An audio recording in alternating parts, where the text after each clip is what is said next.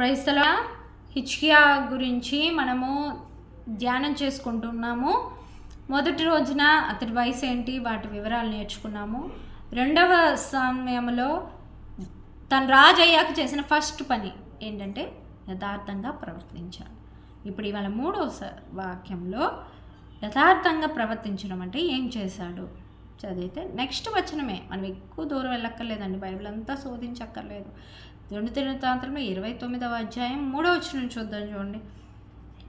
అతడు తన ఏలుబడినందు మొదటి సంవత్సరం మొదటి నెల, అంటే తను స్టార్ట్ చేయగానే నెంబర్స్ ఊరికి రాయరండి బైబిల్ గ్రంథంలో. ఈ నెంబర్ ఎందుకు రాశారు, ఆ సంవత్సరం గురించి ఎందుకు రాశారంటే మొదటి సంవత్సరం మొదటి నెల, అంటే తను రాజు అయ్యాక. ఈ రోజున మనం చూస్తాం కదా, రాజకీయ నాయకులు మొదటి సంతకం దేని మీద పెడతాము, నేను ముఖ్యమంత్రి అయ్యాక ఈ సంతకం ఫస్ట్ సంతకం, లేకుంటే నేను ప్రధానమంత్రి అయ్యాక ఫస్ట్ సంతకం అంటారు కదా.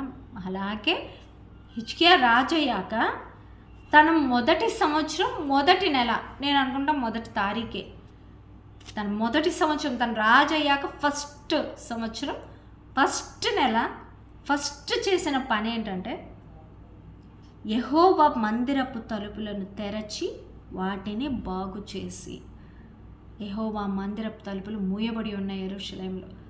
అతని తండ్రి పాలనలో దారుణంగా హిజ్కియా తండ్రి ఆహాజు ఏమాత్రం మందిరాన్ని పట్టించుకోవాలా, కుమారుడి పాలన వచ్చింది. మరి అంత దుర్మార్గుడైన తండ్రికి పుట్టినా సరే హిజ్కియా మందిరపు తలుపులను తెరచి బాగు చేసి తర్వాత ఏం చేశాడు చూడండి.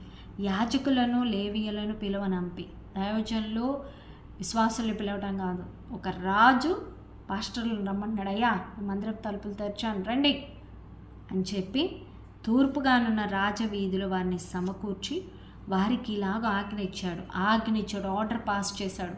ఏమంటే ఫస్ట్ ఆర్డర్ ఏంటంటే, లేవీయులారా నా మాట ఆలకించుడి, ఇప్పుడు మిమ్మల్ని మీరు ప్రతిష్ఠించుకుని మీ పితరుల దేవుడైన యెహోవా మందిరమును ప్రతిష్ఠించి పరిశుద్ధ స్థలంలో నుండి నిషిద్ధ వస్తువులన్నిటినీ బయటకు కొనిపోవుడి.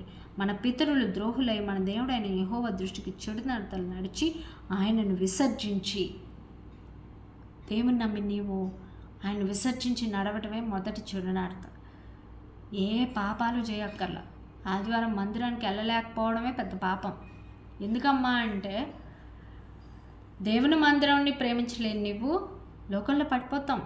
లోకాశలు, లోకము దాని ఆశ గతిస్తుంది. దేవుని మందిరం అంటే భయం ఉండాలి, భక్తి ఉండాలి, మొదటగా నీకు ప్రేమ ఉండాలి. చెడు నడతల నడిచి దేవుని కోపం పుట్టించే గుంపుగా మనం ఉండకుండా దేవునికి ఇష్టమైన